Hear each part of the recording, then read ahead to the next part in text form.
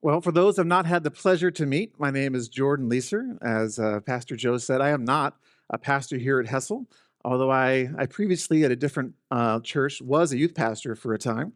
And I am a professor of history, specifically down the road in San Rafael.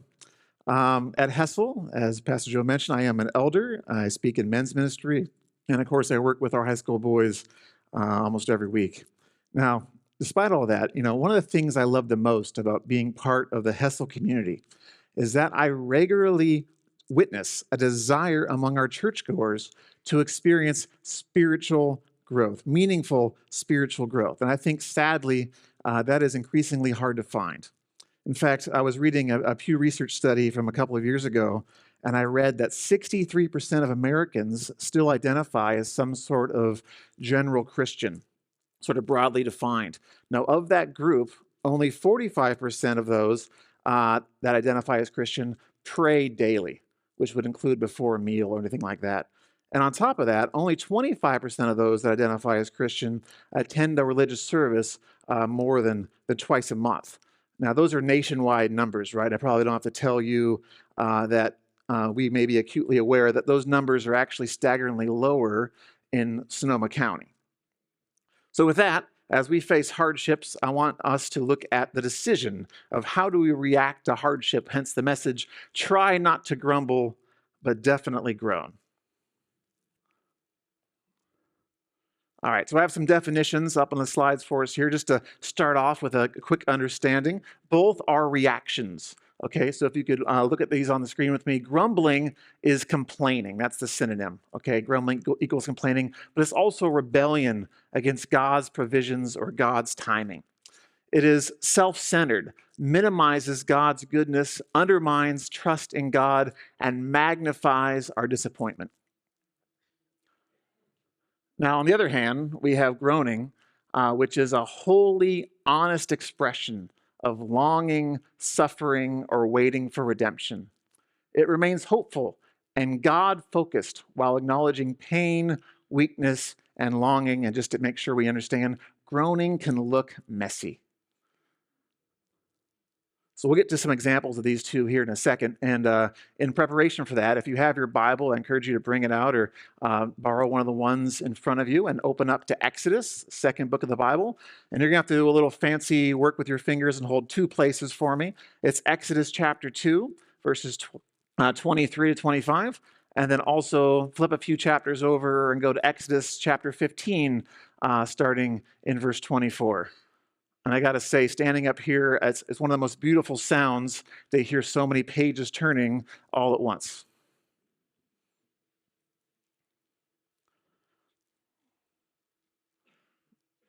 All right, so on the next slide, I have an outline for you. In fact, as you might have guessed from my day job, I love old stuff. Although I probably shouldn't use that line. My wife is sitting in the audience, so I apologize. Sorry, honey. And I'm going to give you a quick historical illustration just to start us off. And then we're going to go through both the importance of hardship and how do we respond to hardship, whether it be grumbling or groaning. And we'll end with some applications, some ways to think about how this can apply in our lives. So let's look at the historical illustration first. And I really can't help this. In fact, I have some nice images for you up here as well. But the historical illustration I'm going to give to you today is all about what's known as the Zheng He treasure fleet. It's this kind of little known piece of history. It's this giant fleet that was part of China's Ming dynasty. And I apologize if you're a science and math person for the next few minutes, but you can, carry on with us. Anyway, so let's start in familiar territory, though. You might not know Zheng He treasure fleet, but you probably know Christopher Columbus. So we're going to do a little audience participation for a second, and I'm going to ask you a question, and then I'm going to go 1, 2, 3. I'm going to point at you, and you're going to just say your answer out loud. So the first question is, how many ships did Columbus sail on during his first voyage back in 1492? So think back to your history lessons, maybe elementary school or something. So ready? 1, 2, 3. Hey, that was pretty good. All right, good job, education system. Okay, so that's great. So one thing you might not know about Columbus's 3 ships is the reason why it was 3 ships. There was three ships because in that day it was very dangerous to sail across the Atlantic or any major ocean, and three was thought to be the minimum number for safety reasons, because if one of the three ships were to get damaged, which happened a lot back then you could load all of the souls and things that were on one of those three ships and spread them across the other two and continue on to your destination. And in fact, in Columbus's case, one of the three ships did get shipwrecked, and they actually did have to do that. All right, second question, okay? Same thing, same idea. Let's talk about the Pilgrims who came over in 1620, so 100 plus years later. How many ships did they come across then? You ready? 1, 2, 3. Wow, this is great. When I polled my kids the same question, they weren't quite as good as you all, so good work. The funny thing about the Pilgrims, they actually wanted to come across in two ships, but one of them kept leaking. Imagine being on that ship, right? And it actually took them 4 tries to actually leave the harbor, because the ship they were on, the second ship, was called the Speedwell. You probably know the Mayflower, but the other one was the Speedwell. And it was so leaky, they had to turn back 3 or 4 times before they actually just gave up on it and just went on the one ship. And we can question, the Pilgrims' theology, but we can't question their faith, because to go across the Atlantic Ocean in 1620 on a single ship is certainly a courageous thing to do. All right, but now to the main illustration point, the Zhang He treasure fleet. Now, the reason why I gave you those 2 questions first is this familiar context. This predates Columbus and the Pilgrims. It goes way back. And whereas Columbus had 3 ships, the Pilgrims had 1 ship, the treasure fleet had a whopping 317 ships, right? Well before Columbus. And in fact, these ships were humongous. I have a picture on the bottom here for you. So that little orange ship with the Spanish cross on it, that's supposed to be Magellan's ship. It was about 96 feet long. Columbus's biggest ship was 45 feet long. The Zhang He treasure fleet's largest ship was 440 feet long. So if you're doing the math and science people, wake up for a second. That is 10 times the length of Columbus's biggest ship, right? And they had several of these. Again, 317 ships. And this was an impressive endeavor. These fleets went all over the world, at least the known world. They went to Africa, Indonesia, Polynesia, probably Antarctica. Some people believe they even bumped into South America, although that's a little controversial. Talk to me afterwards. You want to hear about that? Anyway, so the Zhang He treasure fleet went all over the place. But the reason why I'm bringing it up is not to just tell you about this amazing fleet of ships. It's to tell you what happened to them. Because you probably remember Columbus, you probably remember the Pilgrims. In fact, we have holidays that celebrate both those groups, but we don't remember the more impressive of the fleets. And that's because China itself decided to destroy this fleet. A lot of them were actually just burned out there in the water. Some of them were taken apart and sort of salvaged. And in fact, they even destroyed their records, so that the Zheng He, the admiral, and all of the leaders kept copious notes of all the places they visited and travel logs and everything you might want to learn from this sort of series of expeditions. But even that, a few decades later, in the 1470s, was destroyed by throwing all the records into a fire. So you might ask, why would that ever happen? Why would you take the grandest fleet that the world's ever seen, way more impressive than anything Europe ever had, even after that, right? Why would you simply destroy it? And the reason is really interesting. It really is a matter of pride. You see, China saw itself as the greatest empire on the planet. And they weren't really wrong, by the way.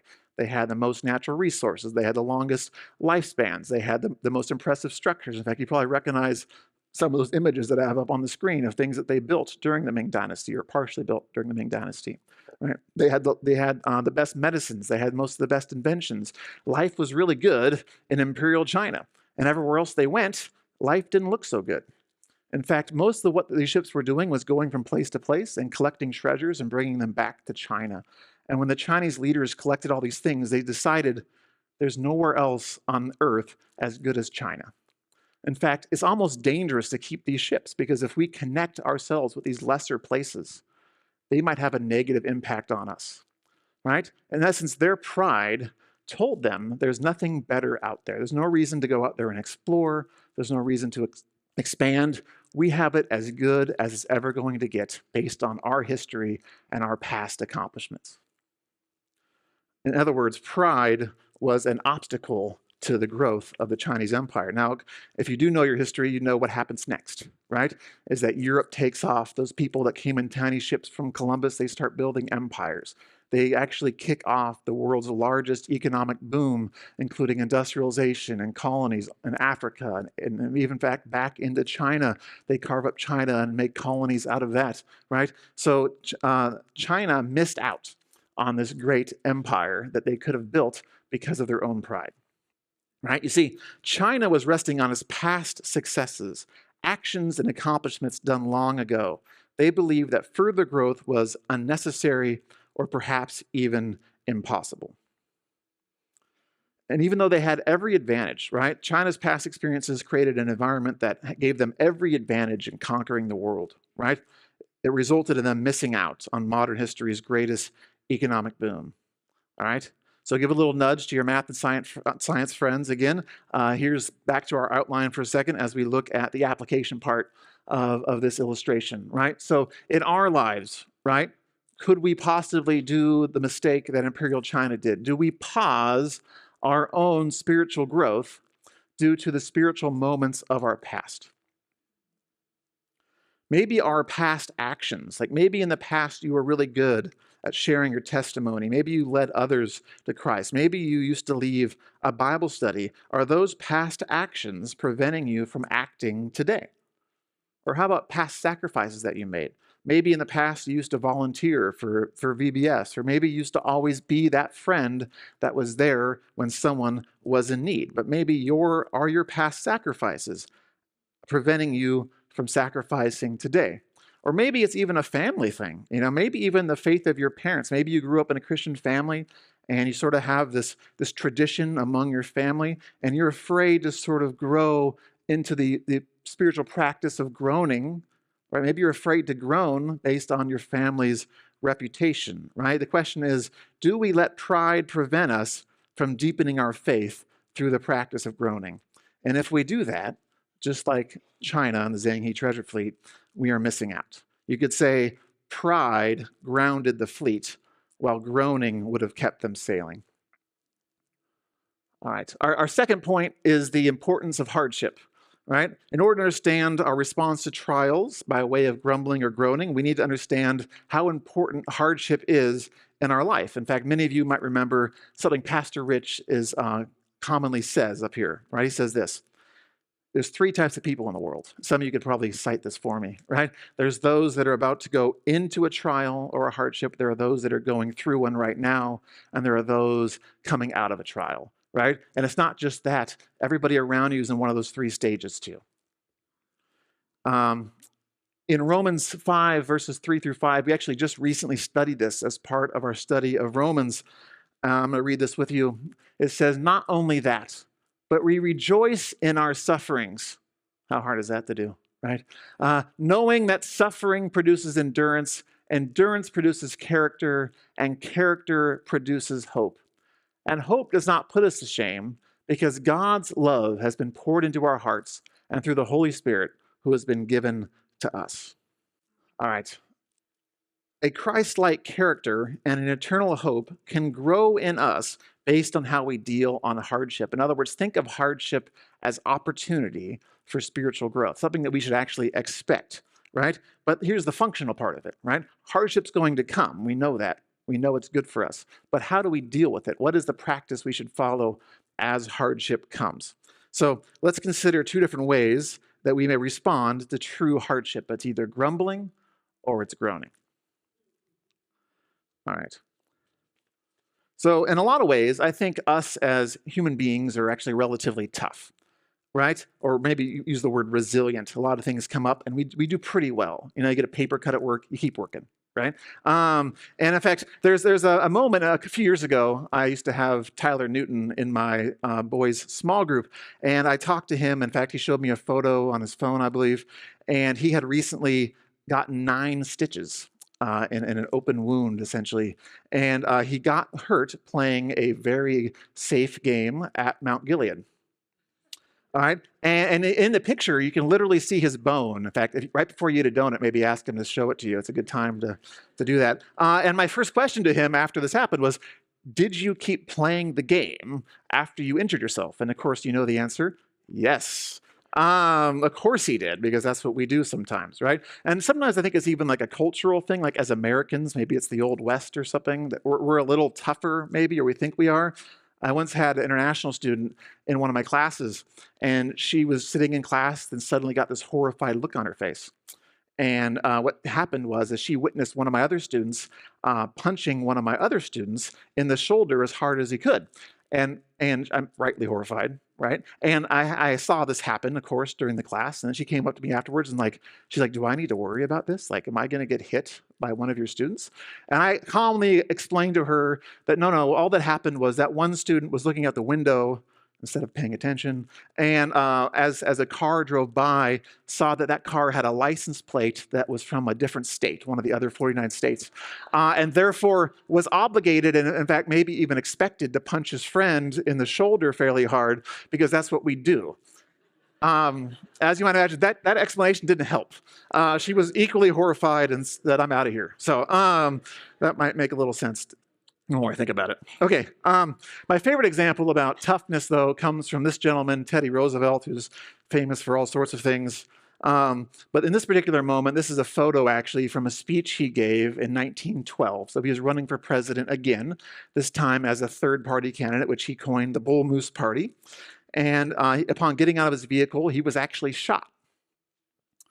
And in fact, you can see the blood on his notes on that piece of paper he's holding. There's like a little stain on the bottom near his hand. And all of his staff, all of his advisors were like, "Hospital time," right? Which is what we should probably do, right? If you get shot, you should probably go take care of that the best of you can, right? But he refused. He said, "No, I'm going to give my speech." And in fact, he showed everybody the blood stains, and he showed the blood stains on the notes. And he went on giving his campaign speech for 90 minutes. And all the time, there's people on the audience saying, hey, come on, let's go. Let's make sure you don't die right now, that sort of thing. But he gave the speech. In fact, right at the end of his speech, my favorite line from that night was, "It takes more than that to kill a bull moose." All right. So, all that being said, I think having some resilience and some toughness is great, right? But no matter what your initial response or even your emotional response might be to hardship, um, we need to see that whatever we put out there for the world to see, right? We know that on the inside, it's a matter of the heart. The way you deal with hardship is really a matter of the heart, and that's where it comes to grumbling or groaning. Now, we are told not to grumble, but just think about it to yourself. Like, if you think about being honest about your heart, do you ever complain to the Lord? This is not a poll, by the way. You don't have to raise your hand, right? I know I'd be raising my hand every time. So the question would be, how about asking a question like, why did this have to happen to a family member? Or maybe a friend of yours is sick, and you say, why don't you heal my friend? Or maybe something bad happened at work, and you're saying, why did you let me get fired? Or maybe, why did you take the loved one from me when you did? Why is my marriage not doing well? Right? The Bible outlines this form of complaining, calling it grumbling, and the instructions are very clear. We should try not to grumble. All right, so go back to those bookmarks you had in your Bible. Turn with me, if you could, to Exodus chapter 15, starting in verse 22. And I'm going to read it with you. I'm reading from the NIV this time. In fact, even the section heading on this section of text says, "Complaining in the Desert." All right.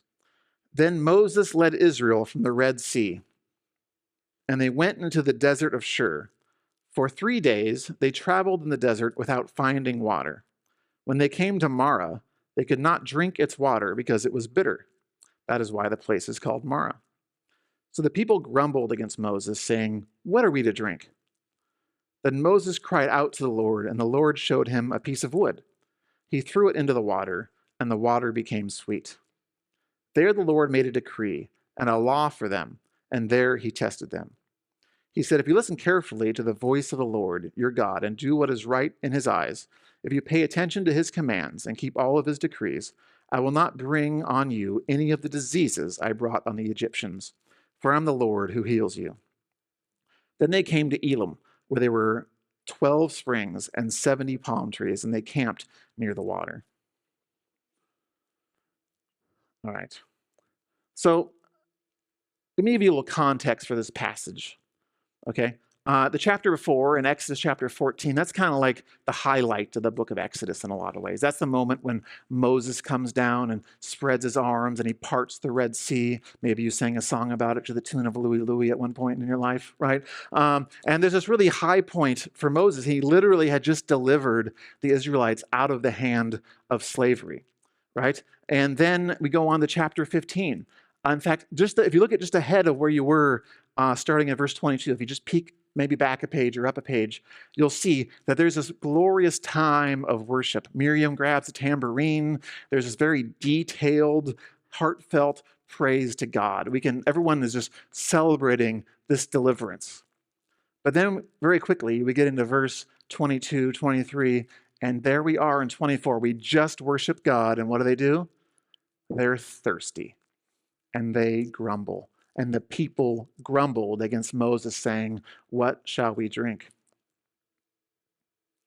And that's, to be fair, it's a real concern. It's not like they're asking for like a new car or something, or a chariot, right? But you get the idea in verse 15, 24, they have a real need. They're thirsty. It's been 3 days, right? The survivalists out there in the sanctuary know that 3 days is about the limit of when you really need water. So it is truly a real need, but they decide instead of taking it to God in a form of groaning, they grumble, right? And this is about 2 million people, by the way. So this is a real potential disaster if they don't get water. And the next verse, if you go down just a couple verses later, and we just read the passage, God provides for them, right? He turns the bitter water sweet. God provides for the Israelites, provides water for them. In fact, even later, provides a nice spring for them with even better water. But there we are in the next chapter, going beyond that, chapter 16, verse 2, and they grumble again. This time it's about food, right? They got the water taken care of, and now we're complaining again about Moses, saying, "What shall we drink?" Or, sorry, "What shall we eat?" Right? Look at it. And the whole congregation of the people of Israel grumbled against Moses and Aaron in the wilderness. Also note they're grumbling at their leaders at the same time. Right? In fact, it's not on the screen, but if you look at chapter 16, verse 3, the line that happens next, right after they grumble about food, it's so bad. It says, "If only we had died by the Lord's hand in Egypt. There we sat around pots of meat and ate all the food we wanted.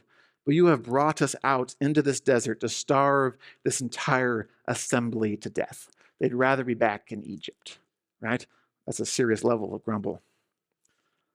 And then in verse 17, they complain about water again. Again, this is a group of people, they just got rescued out of enslavement. They'd literally been seeing miracle after miracle. God has provided for their every need. They literally just had water provided to them and food, and now they're grumbling about water again, right? And so they quarreled with Moses and said, "Give us water to drink." Moses replied, "Why do you quarrel with me?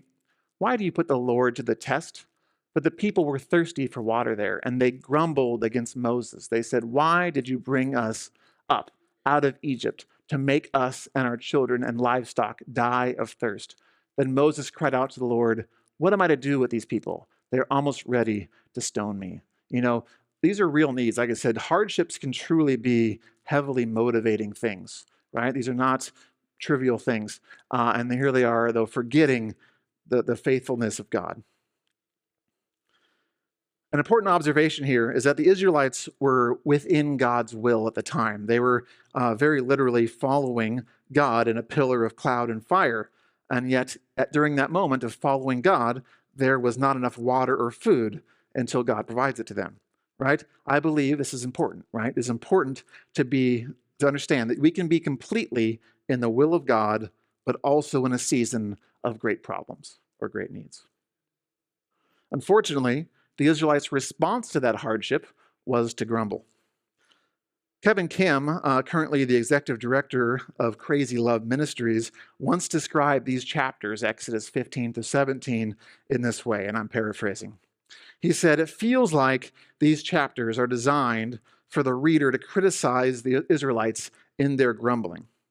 But it's like when you go to an art gallery and you walk into a room and your first thought is, 'Man, that painting is ugly.' And then as you walk closer and closer to the painting, you realize it's not a painting, it's a mirror."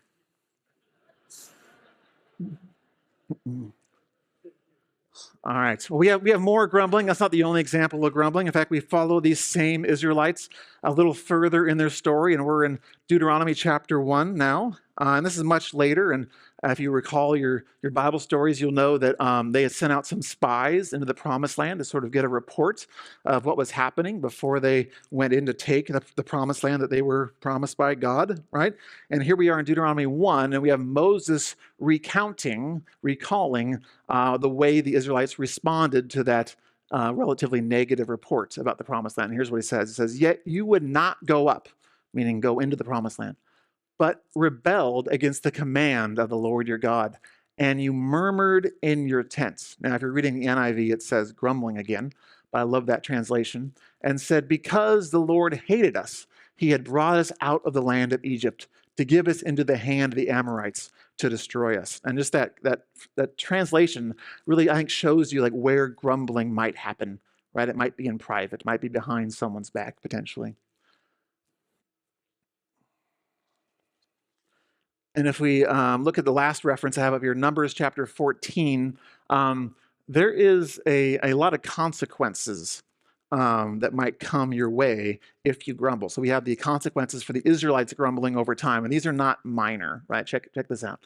It says, "And the Lord spoke to Moses and to Aaron, saying, how long shall this wicked congregation grumble against me?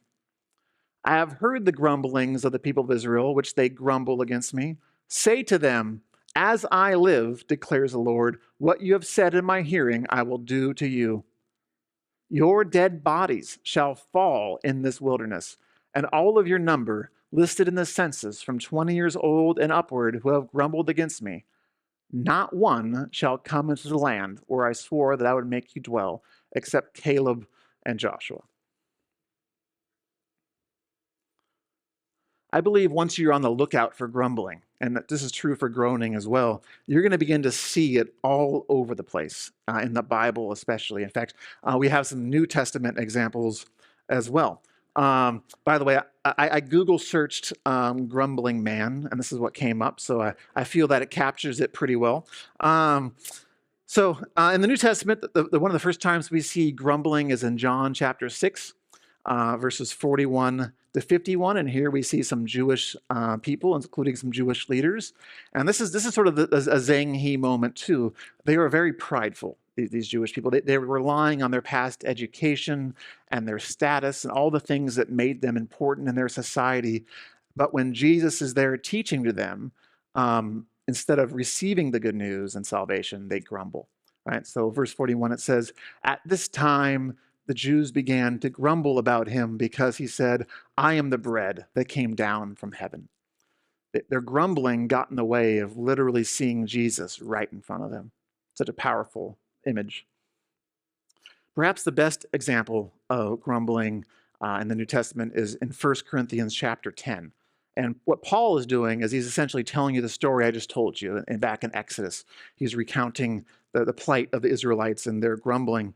And if you want to turn with me again, we're in 1 Corinthians chapter 10, verses 1 through 11. And I'll read it for us anyway. But here's what it says. "For I do not want you to be unaware, brothers, that our fathers were all under the cloud and passed through the sea. And all were baptized into Moses in the cloud and in the sea.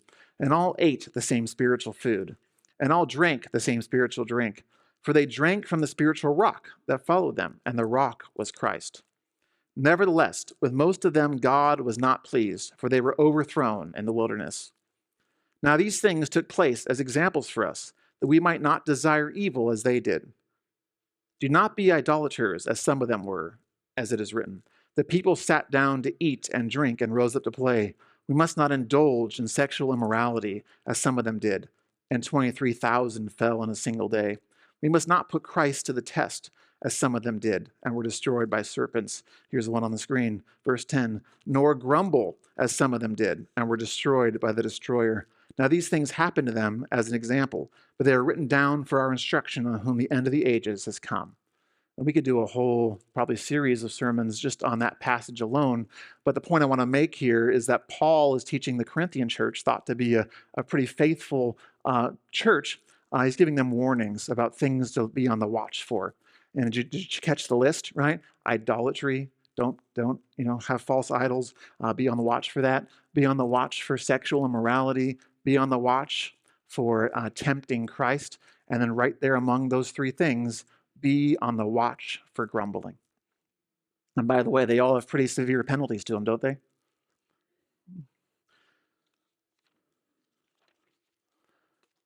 Grumbling can occur even if we are living in accordance with God's will. Grumbling is sinful and can have very dire consequences. In fact, I love what Paul says in Philippians 2, in a different book, right? Philippians 2, 14 through 16. He says, "Do everything without grumbling or arguing." I know the first time I read that passage, I thought they were synonyms, meaning the same thing, but they're really two different things, right? "So that you may become blameless and pure, children of God without fault in a warped and crooked generation. Then you will shine among them like stars in the sky as you hold firmly to the word of life.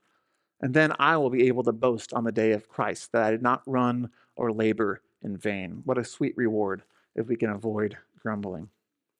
Now, thankfully, facing hardship is not just about trying not to grumble. There's a second part to it, right? It's about definitely groaning. There's another option. And I think, for better or for worse, probably for worse, COVID-19 was a great case study in how we all deal with hardships. And granted, there was all sorts of different levels of hardships, but times got tough. And Americans, I think, while we might be really good at dealing with some physical ailment and playing our best Teddy Roosevelt or Tyler Newton, right? I think we are still feeling impacts of the very true hardships that came with the pandemic, right? In fact, according to latest surveys, 1 out of 5 Americans today in 2025 are dealing with general anxiety disorder. Another 1 out of 5 are dealing with a bout of depression, clinical depression, right? So we have this sort of paradox. Americans, we like to be tough, right? We can be incredibly tough sometimes, right? But sometimes the big data tells us that when things really get tough, when it's a need, something like maybe not having enough water, for example, right? We actually don't tend to handle it all that well. It seems like we go straight to grumbling. It seems to be our nature, right? But thankfully, if you flip back again to the bookmark you did at the beginning, back to Exodus chapter 2, we have some great examples of our alternative, the way that the Bible teaches us to handle hardship. In fact, it's the same group of people. This is the Israelites again, right? We have our Israelites. This is before they are delivered out of Egypt. This is before chapter 14 and the parting of the Red Sea. And listen, it's the same group. They're in captivity, though, and they're facing hardship, enslavement. And they say this. They say, "During those many days, the king of Egypt died, and the people of Israel groaned because of their slavery and cried out for help. Their cry for rescue from slavery came up to God, and God heard their groaning." Don't miss that part. "And God remembered his covenant with Abraham, with Isaac, and with Jacob." God saw the people of Israel, and God knew. And then time continues to pass in the story of the Israelites, right? And a few chapters later, several years have passed. And of course, this is always on God's timing, right? And we get chapter 6, and it says, "Moreover, I have heard the groaning of the people of Israel, whom the Egyptians hold as slaves, and I have remembered my covenant." And of course, you know the story. In response to these groans, God raises up Moses and Aaron, and they deliver Israel, and really the rest is truly Old Testament history, right? And I think it's a big difference from grumbling, right? Groans are welcomed by the Lord, right? And in fact, groans triggered, in this case, a powerful response for the Israelites. But we have more groaning. In fact, there's sort of an MVP, if you will, if you pardon my sports metaphor, right? And I think the MVP of groaning in the Bible is definitely David. In fact, I could have picked any number of Psalms up here to put on the screen for you, but I picked Psalm 6 because this is a particularly poignant one. And we got to remember, right? David is a man after God's own heart. We've all heard that before, right? So we have a heart after God. But David also experienced some incredible hardships, right? A lot of family stuff, to say the least, in David's story, right? And he groaned a lot. In fact, I would argue that David suffered from groaning fatigue, fatigue. Let's take a look at Psalm 6 together. And I've cut out a few verses, but it all fits on the slide. So here we go. It says, "My soul also is greatly troubled. But you, O Lord, how long?" Don't miss this. "I am weary with my moaning. Every night I flood my bed with tears. I drench my couch with my weeping. My eye wastes away because of grief. It grows weak because of all my foes. Depart from me, all you workers of evil, for the Lord has heard the sound of my weeping. The Lord has heard my plea. The Lord accepts my prayer." Did you catch that?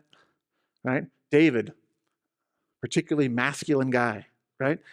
He wept so much, he is tired from groaning. In fact, he cried so much that he wet his bed and his couch with his own tears, right? And then he wrote a song about wetting his bed and his couch with his own tears, which I don't think would happen today, but just to show you about how serious he was, right? Sometimes, like, what's stopping us from acting like David, right? A man with a heart after God's and being willing to do that. It's a big question. And then, of course, Jesus also groaned. In John chapter 11, this chapter is the Jesus wept chapter, if you're familiar with that.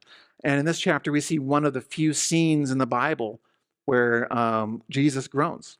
In fact, it must have been a very evident groaning. One of my favorite commentators calls the groaning this. He said it was the physical manifestation of an inner troubling in the heart of the Son of God. Now, the setup for this passage, we're picking it up in verse 33, but the setup for this is that Lazarus had been dead for 4 days. And Jesus is surrounded by people that love him, that know him, that have learned from him. And that includes Mary and Martha, Lazarus' 2 sisters. And he had literally sat at a table and ate with them. And he had very specifically taught them about the things to come in his kingdom. I mean, these people know Jesus better than anybody at the time. They know his teachings, they know the message. And yet, even these people, when it came time for this group of people to believe that Jesus could do something outside the realm of human possibility, they just could not get themselves to agree with him on that point. So that's where we pick up the story on verse 33. It says, "When Jesus therefore saw her weeping, and the Jews also weeping, which came with her, he groaned in the spirit and was troubled, and said, Where have ye laid him? They said unto him, Lord, come and see. Jesus wept.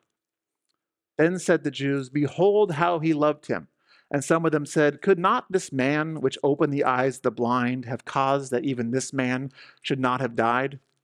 Jesus, therefore, again, groaning in himself, cometh to the grave. It was a cave, and a stone lay upon it." The rest of the story is that Jesus tells Lazarus to arise, and he does perform the resurrection.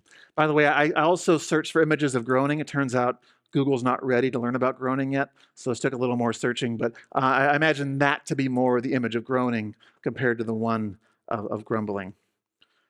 Pastor Carter Conlon says this about this passage. He says this, "Witnessing their weeping and unbelief, Jesus groaned in the spirit. And when they brought him to where Lazarus was, he began to weep." Pastor Conlon believes that Jesus weeping, not only because of all the unbelief surrounding him, don't miss this, but because he saw every situation where the scene would play itself out in the future, every person, every family, every instance where his people simply would not believe that he is able to bring life out of death. Jesus wept for everybody.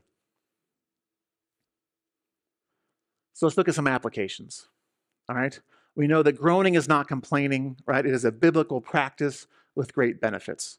Let's think about this. Let's start with looking at the differences between grumbling and groaning, okay? Grumblers, they play the blame game, all right? They're always the victim. In fact, their victimhood and their blaming is excused, right? They use that to excuse their lack of obedience. The hardship excuses them from being disobedient to God. Grumbling is also very contagious. I know when I grumble, I make my irritations and frustrations known to those around me. Anybody relate to that? Right? And in fact, if you do that, and you know the answer, right? You know that creates a toxic fellowship of grumblers, which is not the community we're going for, right? It really does poison even the best communities. But in our biblical examples, right, did you notice where does grumbling take place? It could happen anywhere, right? You can murmur in a tent. But groaning is always done on your knees.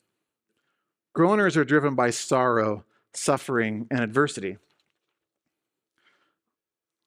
You also note that grumbling is often directed towards a leader or pointed at other people, maybe even behind their back, right? But in groaning, you speak directly to God about what troubles you, right? You hold nothing back, right? Don't be afraid to wet the couch with your tears.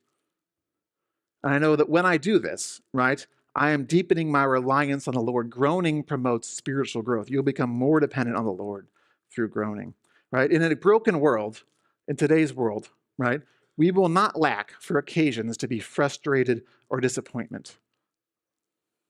In fact, maybe some of you have something on your mind right now. The reality, the odds, the data is in that favor that a good number of people in this room are experiencing some sort of pain or suffering. Which really begs the question, if we get so many chances to try this out, we have so many hardships and trials in our life, why are we so good at grumbling but bad at groaning? I think I have 4 reasons for this, 4 applications for you, right? 1, grumbling is human nature, right? It is your flesh-born reaction to discomfort. Grumbling also defends your pride. If you groan, you're surrendering your heart and you're opening yourself up to vulnerability. The second one's more of a cultural element. I think our culture values self-expression, individual expression, right? In fact, have you ever been encouraged to just vent things out, right? Or to tell it like it is? Grumbling, though, is honesty without hope. It's truly complaining, right? Groaning necessitates trust. It is a lament in the presence of God. You're not just throwing frustrations out there into the air, right? You're in communication directly with God. Number 3, grumbling is a quick fix, but groaning gives in to God's timing. Grumbling is also, number 4, emotionally cheap, right? There's not much that you have to do. There's not much risk. Groaning, however, is an investment. But I do have one piece of good news. You don't have to experience hardship alone. We can groan together. I know I personally can be really bad at this, right? In fact, I could sit in a room with another guy and we could talk about sports, work, politics, the latest Indiana Jones movie and how bad it was, right? We could talk about this thing literally for days before I get to the heart of that person. Others of you are discerners, right? You know when something's going on in someone else's life and you are right there ready to pray, get on your knees. You'll drag that person to their knees if you have to, right? And you're ready to groan with that person, right? And if that's you, I need more people like you in my life. In summation, I think sometimes we try so hard to be like Teddy Roosevelt that we forget to be like Jesus or follow the examples from the Israelites or King David. And to be fair, a lot of hardships happen to us. They are very much out of our control. But we always get to control how we respond. Are you going to grumble? Are you going to groan? And in fact, you need to train yourself to when hardship comes, is that going to trigger grumbling in you? Or is it going to trigger groaning and a deepening of your faith through a further reliance on God? So let me leave you with 2 questions. Number 1. When it comes to hardships, do you tend to be a grumbler or a groaner? And if you answered grumbler, or maybe you're reluctant to say you want to groan, number 2, what's stopping you from deepening your faith with Christ through groaning, either for your own hardships or alongside those in your community? I can answer for myself. I definitely tended to grumble, right? And the thing stopping me was pride. It was back to the Zhang He treasure fleet thing, right? I was at a point when I felt like, you know what? I didn't need further improvement. But man, was I wrong. Hardship will come, both in your life and those that you love, and we need to be on our knees, wetting the couch with tears. If you are physically able, I would encourage you to practice this today. If you are able to get on your knees and pray with me, we're joined together here in prayer.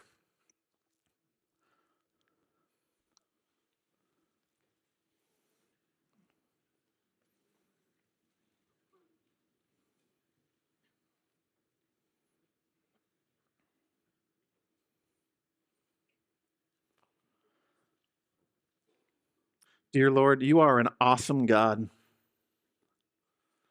Lord, I recognize that especially in this current season, there is so much that is discouraging and frustrating. And I have to admit that all too often I end up grumbling about what has happened to me. Forgive me for subtle yet significant accusation regarding your sovereignty. Instead, may I pour out my pain through quiet yet honest groans, knowing that you not only are open to hearing them, but willing to comfort me in them as well. We pray this in your name. Amen. Thank you for watching Hessel Online. Be sure to subscribe to our YouTube channel so that you can stay up to date on the latest content, and share this with a friend. If you've been blessed by our ministry and want to support us financially, you can give through our app or click on the link in the description below. Thanks again for watching, and may God bless you.